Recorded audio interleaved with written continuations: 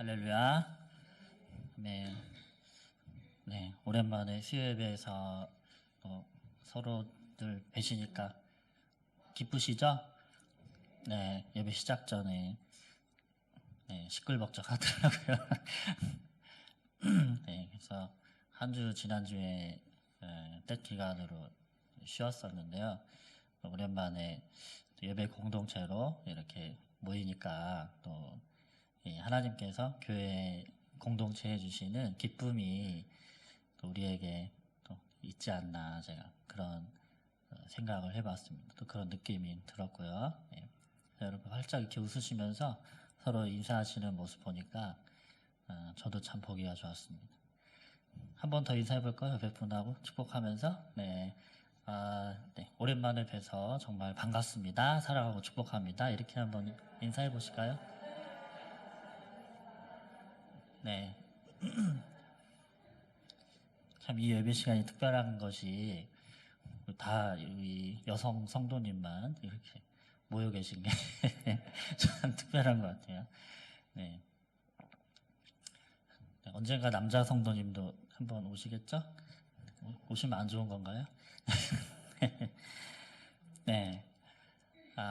오늘은 애통하는 자는 복이 있나니 라는 제목의 말씀으로 하나님의 은혜를 나누도록 하겠습니다. 마태복음의 저자 마태는 예수님이 누구인지 알리는 것으로 이 복음서를 시작을 합니다. 그는 예수는 그리스도, 메시아, 즉 인류를 죄에서 구원할 분으로 소개를 하고, 두 번째로 예수님을 왕으로 소개합니다. 동방에서 별을 본 이 박사들이 경배하러 왔죠. 그들이 그 예수님을 보고 유대인의 왕이다 이렇게 불렀습니다. 그래서 그 당시에 이스라엘의 정치적인 왕이었던 헤롯도 예수라는 그 이름에 대해서 어떤 정치적인 왕이다, 새로운 왕이다 이렇게 생각해서 경계를 했었죠. 자, 이렇게 마태복음은 예수님을 왕으로 묘사합니다. 그리고 그의 영토는 이 세상에 속한 것이 아닙니다. 그의 나라는 하늘나라입니다. 빌라도 앞에서도 예수님께서 말씀하셨죠. 내 나라는 이 세상에 속한 것이 아니다. 바로 하늘나라, 하나님의 나라라고 하는 것인데, 하나님의 나라라고 하는 것은 좀 죄악되고 부패한 이 어그러진 이 세상을 초월해서 결국에는 창조의 목적대로 회복될, 재창조되는 새로운 세상, 하나님의 목적대로 탄생하는 새로운 세상을 하나님의 나라라고 하는데, 예수님은 이 하나님의 나라의 도래를 알리시면서 이 세상에 출현하신 것이죠. 그리고 자신을 통해서 이 천국이 가까이 왔다, 하나님 나라가 임했다라고 선포하셨습니다. 이렇게 마태복음에서 예수님은 그리스도 왕, 하나님의 나라를 선포하는 하나님의 아들로 소개가 되고 있습니다. 그리고 예수님께서 공생애를 시작하시면서 하신 첫 설교가 바로 우리가 읽은 마태복음 5장의 말씀 산상수훈인 것입니다. 이 설교를 시작하시면서 예수님은 천국이 임하였고 그 나라의 복음이 선포되었음을 공식적으로 알리셨는데, 이 산상수훈의 내용은 무엇일까요? 천국 시민의 영적 상태와 삶의 척도를 주님께서 가르쳐 주시고 선언하시는 것입니다. 특히 산상수훈의 문을 여는 말씀이 바로 팔복입니다. 천국 시민의 8가지의 영적 그리고 환경적인 상태와 그리고 복을 말씀하고 있습니다. 이것은 천국 시민에게 이렇게 살려고 노력해라 라고 하는 새로운 율법이 아니라, 천국 시민이라면 이미 이러한 영적인 상태와 환경 속에서 살아가고 있고, 그리고 그 사람은 하나님께서 허락하시는 이런 복을 누리고 있고 누리며 살아가는 사람이다 라고 말씀하는 것이죠. 이 팔복의 내용을 찬찬히 살펴보면 이 세상에서 말하는 복과 너무나도 다릅니다. 세상의 복은 극단적인 쾌락과 만족을 추구합니다. 그런 가치에 젖어서 사는 사람이 팔복에서 묘사하는 복받는 사람의 모습을 보면 이렇게 비극적인 사람이 있을까 할 정도입니다. 심령이 가난하고 애통하고 온유하고 의에 줄이고 목마르고 긍휼히 여기는 사람이고 마음이 청결한 사람이고 화평케 하는 사람이고 의를 위하여 핍박과 박해를 받는 사람입니다. 얼마나 비참한 사람입니까? 세상에서는 복받는 사람이다 라고 하면 남을 짓밟고 올라서서 자기가 원하는 바를 쟁취하는 것이 행복하게 되는 길입니다. 하지만 팔복의 사람은 그와 정반대이죠. 세상에서 가치 있다고 여기는 것을 가치 없다 하고 세상에서 가치 없다 하는 것을 가치 있게 여기는 사람인 것입니다. 마치 백화점 상품 진열대에서 가격표가 거꾸로 붙여져 있는 것과 같습니다. 비싼 상품의 가격은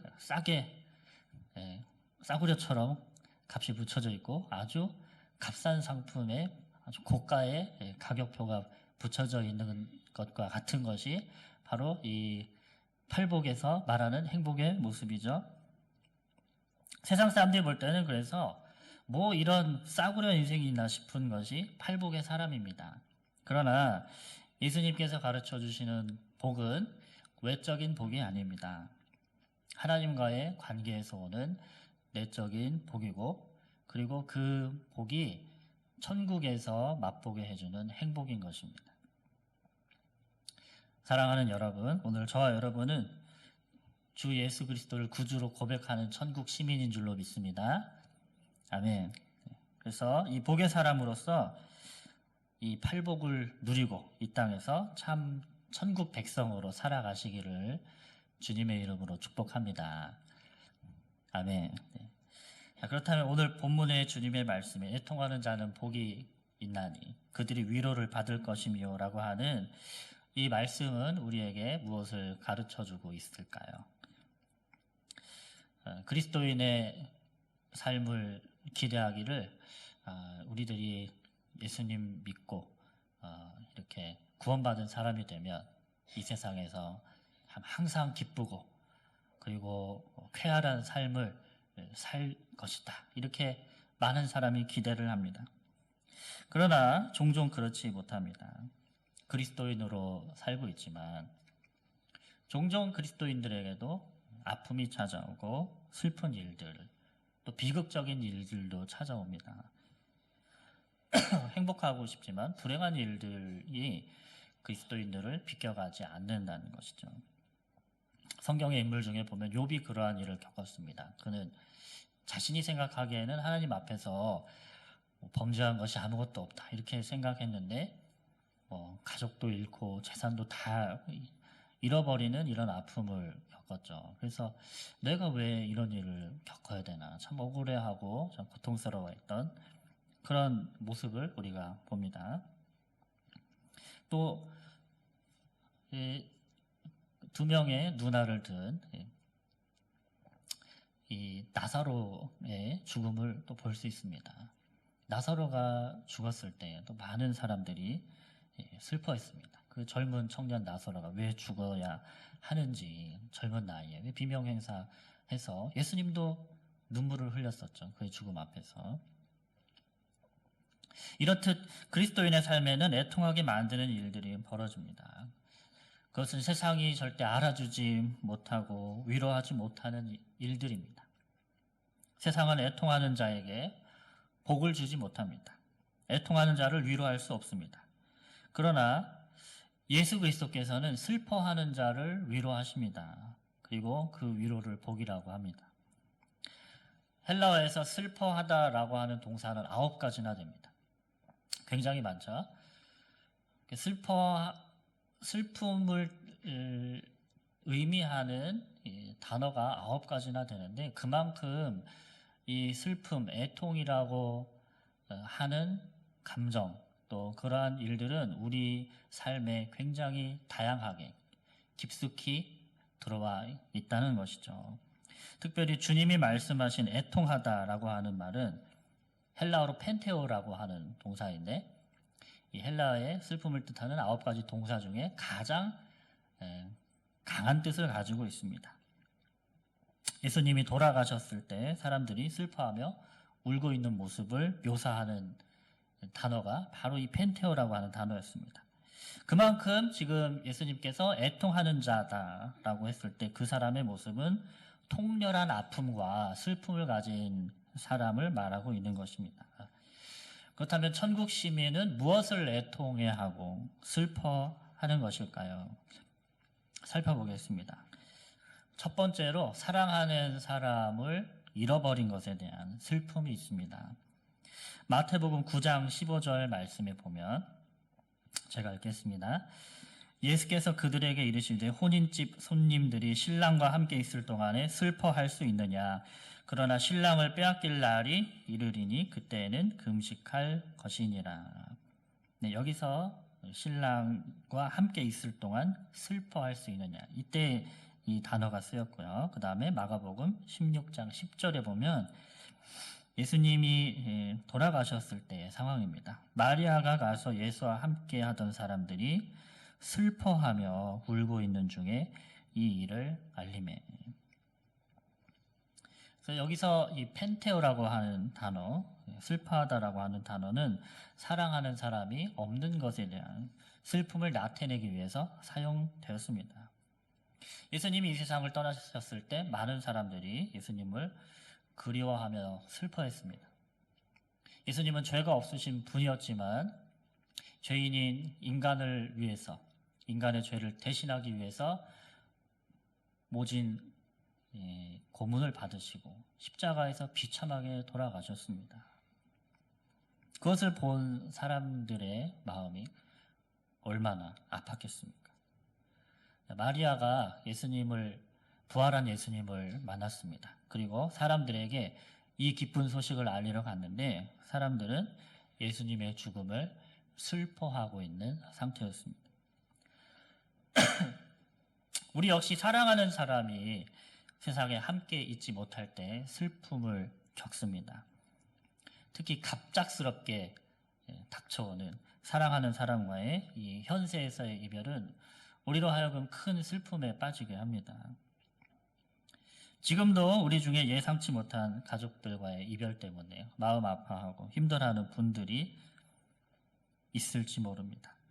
그 아픔은 어떤 누구도 이해할 수 없고 알아줄 수 없고 위로할 수 없는 아픔입니다.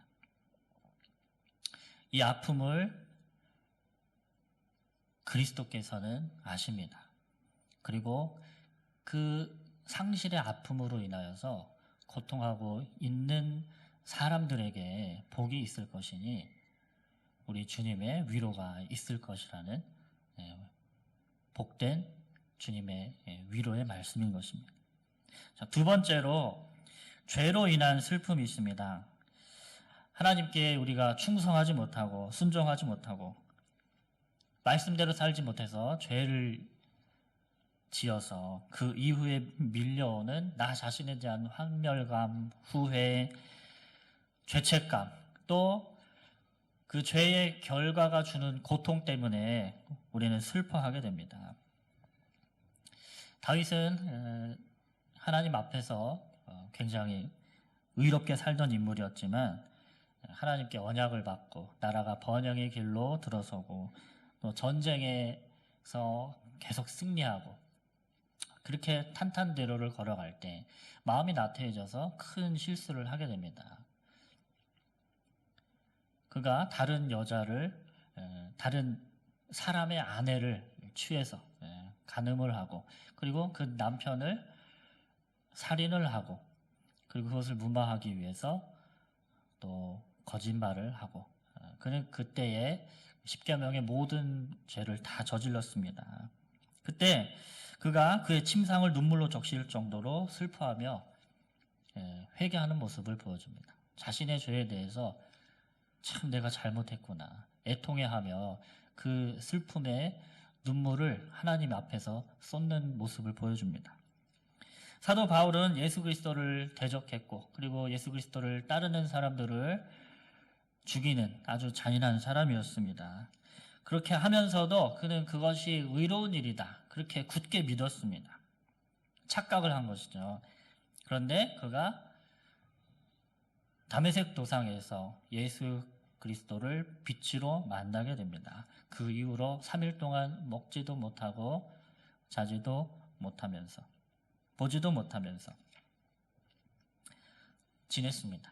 그런데 그 3일 동안 이 사도 바울이 내가 예수님을 만났다, 내가 하나님을 만났다 하는 그 기쁨과 흥분 때문에 그가 그렇게 지냈을까요? 그것이 아닌 것입니다. 내가 예수님을 못 박았구나. 내가 예수님의 앞길을 막았구나. 내가 예수님을 따르는 사람들을 그렇게 잡아 죽였구나. 자신의 죄에 대한 충격을 받았던 것입니다. 그리고 거기서 벗어날 시간이 필요했습니다. 예전에 자신이 저지른 죄에 대해서 크나큰 회한의 눈물을 흘리며 그 시간을 보내는 것입니다. 우리 역시 자신의 죄와 실패에 대해서 애통하는 시간과 날들이 있을 것입니다. 하나님 앞에서 내가 올바르게 살아보려 마음 먹었었지만 그렇게 살지 못하는 내 모습, 주님의 십자가의 그 용서의 은혜를 받고 내가 주님이 말씀하신 대로 잘 살아보리라. 주님이 거룩하라 하셨으니 내가 거룩한 사람이 되고, 주님이 나에게 이런 사명을 주셨으니 내가 이런 사명을 실천하면서 정말 주님을 기쁘시게 하는 삶을 살아보리라. 주님의 말씀대로 천국 시민의 삶을 살겠습니다. 결단했지만 어느 순간부터 내 마음속에 나태함이 들어오고 주님과 했던 그 헌신의 결단, 그 약속을 나 스스로가 잊어버리고 어느 순간 죄 속에 빠져서 헤어나지 못하고 있는 나 자신을 발견했을 때 우리는 애통하게 되는 것이죠. 그런데 그 애통이 복이 있는 것입니다. 거기서 헤어나지 못하고 그 안에서 계속 즐기면서 살아간다면, 그 안에서 만약 웃고 있다면 그에게는 복이 없는 것입니다. 예전에 한 성도를 상담한 적이 있었습니다. 무슨 내용이냐면 자신은 주님의 제자가 되기로 결단을 했는데, 그래서 주님 앞에서 참 거룩하게 살기로 결단을 했는데 그게 잘 되지 않는다는 것입니다. 생각처럼 잘 되지가 않는다고 상담을 하다가 또 막 눈물도 막 지어요. 그래서 제가 그분을 위로해 줬습니다. 우리는 그리스도인이 됐다고 다 이렇게 거룩해지고 완성되고 그런 것이 아니고 다 성화의 과정 중에 있는 것이기 때문에 내가 기대한 만큼 이렇게 쉽게 거룩해지지 않을 수 있는 것입니다. 그러니까 시간을 두고 너무 자신의 모습에 실망하지 말고 죄책감을 가지는 것이 나쁜 일이 아닙니다. 좋은 일이지만 또 거기에 빠져 있는 것은 본인에게 좋지 않죠. 주님의 은혜에 기대서 살으세요. 주님의 은혜를 구하세요. 이렇게 상담을 했던 적이 있습니다. 그만큼 우리들은 우리들의 죄에 대해서 죄된 모습을 보면서 실망하고 또 속상해하고 또 하나님 앞에 죄스러운 마음 때문에 애통하는 마음이 있죠. 근데 그 애통하는 마음이 나쁜 것이 아니고 복된 것입니다. 그 내 죄로 인한 애통의 마음이 있는 사람에게, 그에게 예수 그리스도의 그 십자가의 용서의 은혜가 주어지는 것입니다. 사실 성경은 천국 시민은 웃는 것보다 우는 것이 낫다고 말씀합니다. 누가복음에 예수님의 평지설교의 말씀이 있는데 그 말씀에 보면은 누가복음 6장 21절 말씀입니다. 지금 줄인 자는 복이 있나니 너희가 배부름을 얻을 것이며 지금 우는 자는 복이 있나니 너희가 웃을 것이며 이렇게 말씀하셨습니다. 야고보서 4장 9절의 말씀에도 슬퍼하며 애통하며 울지어다. 너희 웃음을 애통으로 너희 즐거움을 근심으로 바꿀지어다. 자, 이 말씀은 가만히 있는데 그냥 슬퍼하는 것을 하나님께서 보기 좋아하신다라는 것이고 보기를 좋아하신다는 것이 아니고 그냥 슬퍼하라는 것이 아니고 나의 죄에 대해서 슬퍼하라는 것입니다. 내 죄를 깨닫고 다윗이 상한 심령을 하나님 앞에 드린 것처럼 하나님 앞에서 올바르게 살지 못하는 그 나의 마음, 그 나의 상한 심령을 하나님 앞에 드리면 하나님께서는 그 마음을 받으시고 그 회개를 받으시고 그를 회복시켜 주시고 죄에서 건져내어 주시고 그에게 웃음을 허락하여 주신다는 것입니다. 하나님의 은혜는 웃는 자들이 아니라 자신의 상태에 대해서 아무런 문제 없다 여기면서 그저 그냥 마냥 좋아하고 웃는 사람들이 아니라 자신의 영혼 속에 심각한 문제가 있음을 깨닫고 그 죄를 슬퍼하고 그 죄를 비참하게 여기고 애통하는 사람들에게 임하는 것입니다. 그들에게 복이 있는 것입니다. 세 번째로 고난받아서 슬픔을 당하는 사람들이 있습니다. 여러 가지 고난이 천국 시민들에게 임합니다. 가난 때문에 고난을 당하죠. 경제적인 어려움들이 우리에게 찾아옵니다.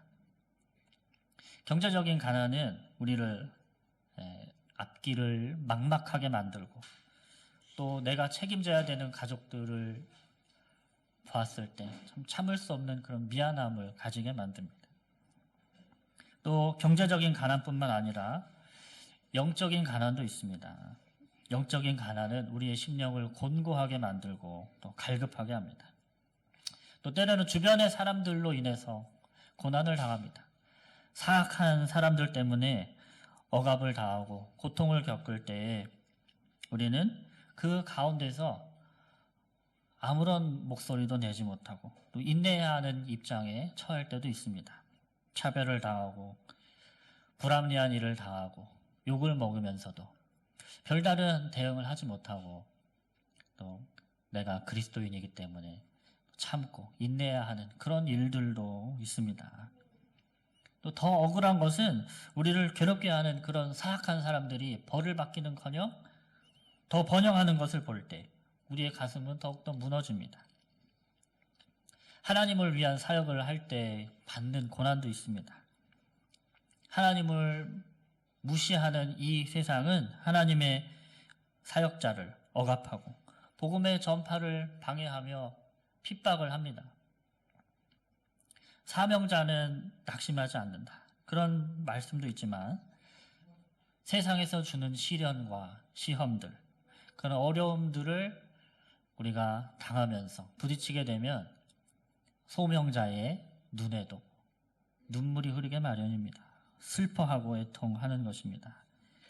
이렇게 인생의 여러 가지 시련들로 인해서 고통을 겪고 아파하고 또 자신의 죄로 인해서 슬퍼하는 그런 인생들이 바로 천국 시민의 인생인 것입니다. 자, 그런데 그 사람들을 예수 그리스도께서는 모른 척 하지 않습니다. 이사야의 말씀을 보면 메시아의 사역을 소개하는데 오늘 본문의 말씀을 암시하는 구절이 있습니다. 제가 한번 읽어보겠습니다. 이사야 61장 1절의 말씀입니다. 자, 이 말씀을 같이 한번 다 읽어볼까요? 네, 여러분 성경책을 가지고 계시죠? 이사야 61장 1절로 3절까지의 말씀을 같이 읽어보겠습니다. 이사야 61장 1절로 3절까지 말씀입니다.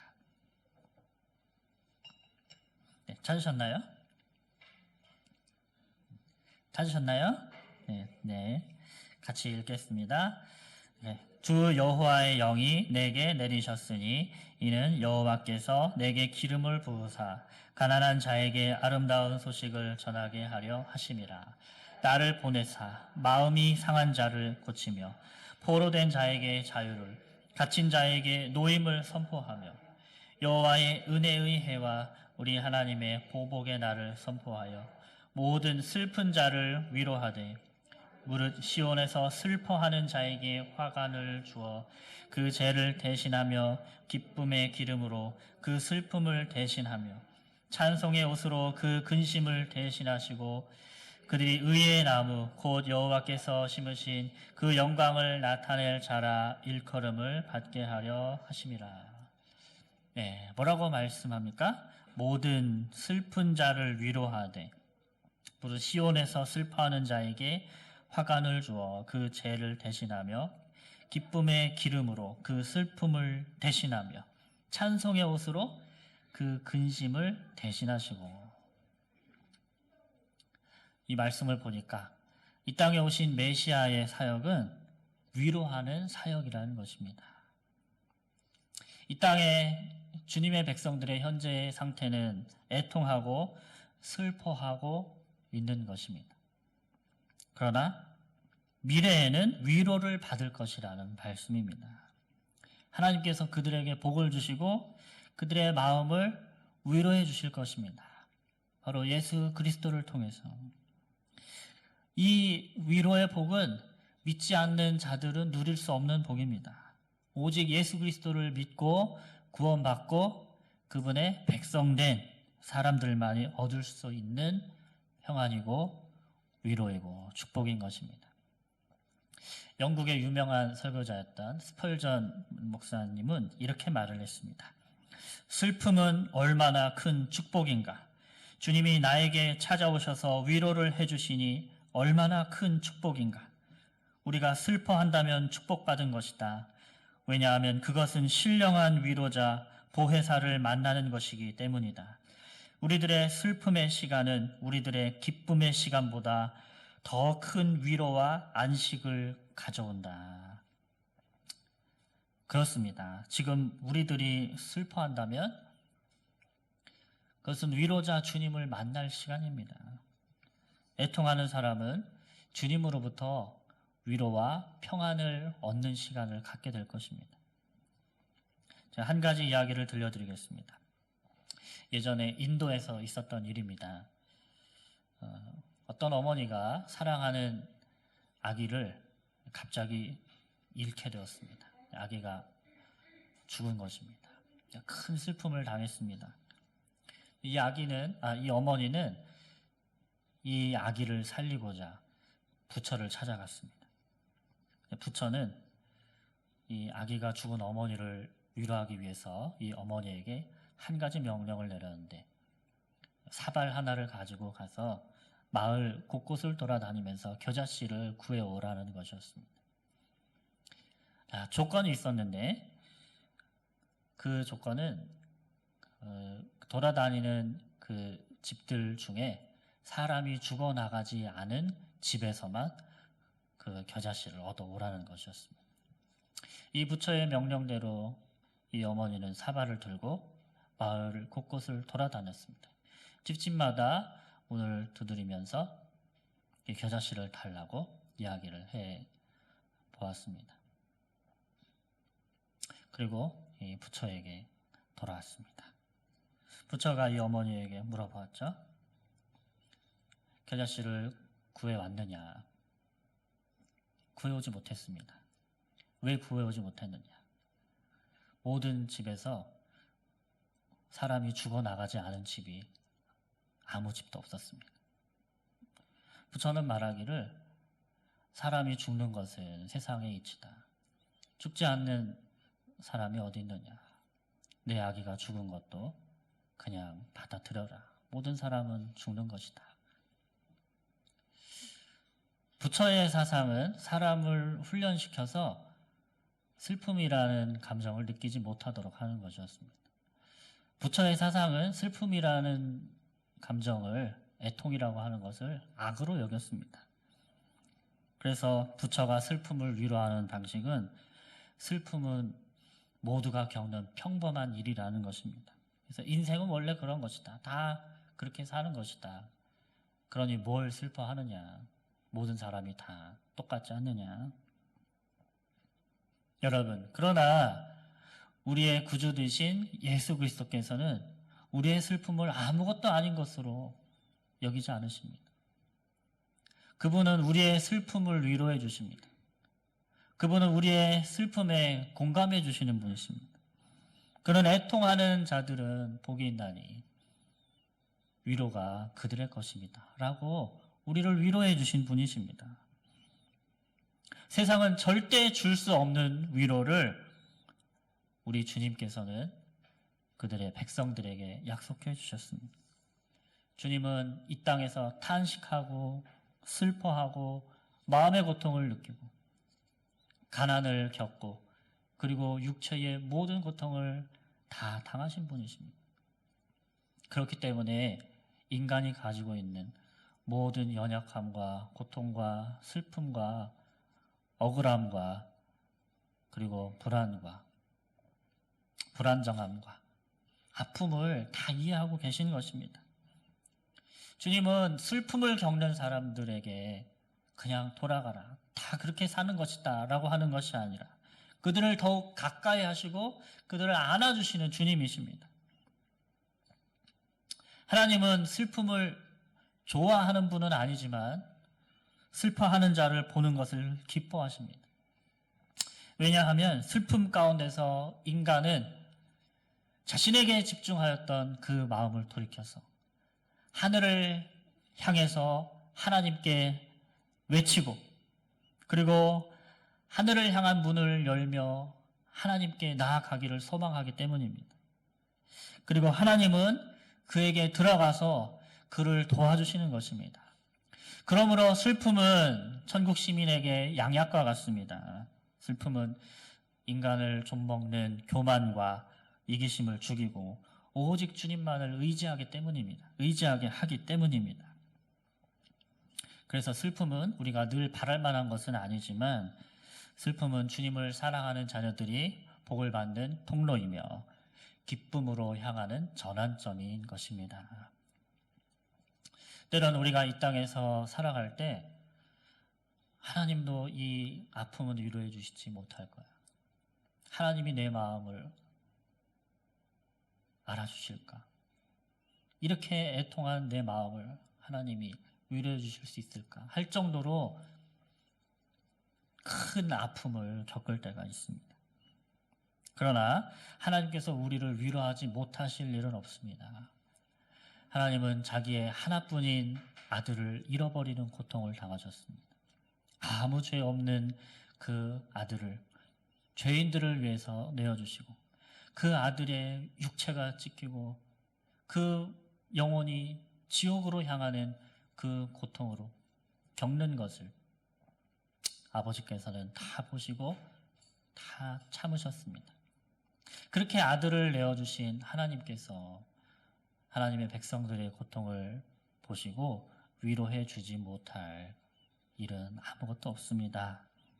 주님은 죽음으로써 죽음에 처한 인간을 회복하시고 위로해 주셨습니다. 그러므로 우리를 위해서 모든 것을 내어주시고 아픔을 겪으신 우리 주님께서 우는 자들을 위로하지 못하실 일은 없고 하나님의 위로는 우리가 느끼지 못한다 할지라도 언제나 우리 마음 가운데 찾아오는 것입니다. 사랑하는 여러분, 그 하나님의 위로를 누리시기를 축복합니다. 아멘. 마음이 상하고 또 고통과 슬픔을 다 어려움 가운데 처한 우리 성도님들이 계십니까? 그렇다면 여러분, 하나님의 위로가 지금 여러분에게, 당신에게 임하고 있음을 여러분 믿으시기를 바랍니다. 그 하나님의 위로를 바라십시오. 하나님의 은혜를 바라십시오. 복이 있을 것입니다. 그 위로의 복을 누리시고 또 이 세상에도 이 복음이 필요한 자들에게 나아가서 하나님의 위로를 나누는 우리가 되기를 주님의 이름으로 축복합니다.